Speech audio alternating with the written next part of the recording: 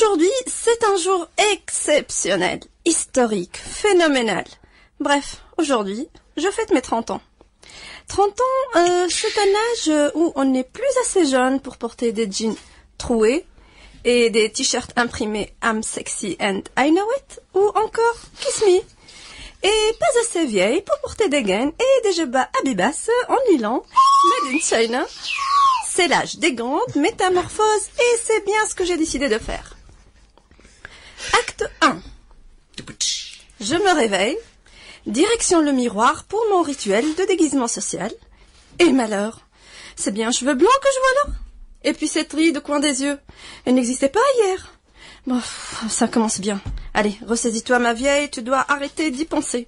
Allez, courage. Aujourd'hui, c'est jupe et talons pour une journée exceptionnelle, la tenue exceptionnelle.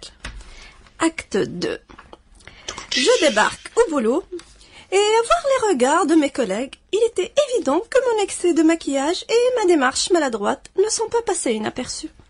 Et même Hamadi, mon colocataire au bureau, a osé me regarder dans les yeux. Pour une fois. Hamadi, en fait, c'est le genre de mec coincé, lunettes épaisses, et qui a toujours trouvé le parterre du sol plus intéressant que ma tête.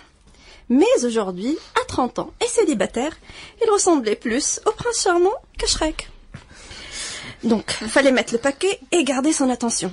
J'ai absorbé mon ventre, dressé mon dos, retenu mon souffle et affiché mon sourire spécial selfie, la fameuse bouche canard. Mais visiblement, je ressemblais plus à une feshka de Zahar qu'à Betty Boop. Faut traduire ça pour nos auditeurs. Feshka de Zahar. En fait, ça la bouteille, amorphe. Exactement, allez, on va dire ça. Et en fait, la pauvre créature semblait vraiment plus effrayée que séduite. Fadwa, tout va bien? Oui, j'ai juste un peu mal au dos. Ce que je pouvais être ridicule. Acte 3. La fameuse réunion quotidienne avec mon boss. Mon boss, Sir Abdel-Fattah, c'est le profil mafioso. Les cheveux fraîchement teints noirs courbaux, qui contrastaient magnifiquement avec sa physionomie de gnome sexagénaire. Et il se trouvait séduisant en plus. Et ne se lassait jamais de faire des avances à chaque femme qui passait dans son bureau. Ah, mais t'es jolie aujourd'hui. Je t'offre un café pour fêter ça? Oui, pour compléter le tableau, Sir Abdel-Fattah, zozoté. J'ai dû décliner l'offre pour la énième fois. Ouais, voilà. Finalement, et même à 30 ans, je n'étais pas aussi désespérée que ça. Acte 3. Sortie du boulot, direction immédiate de la boutique de cosmétiques la plus proche. Le cheveu blanc et la nouvelle ride m'obsédaient et il fallait y remédier en urgence.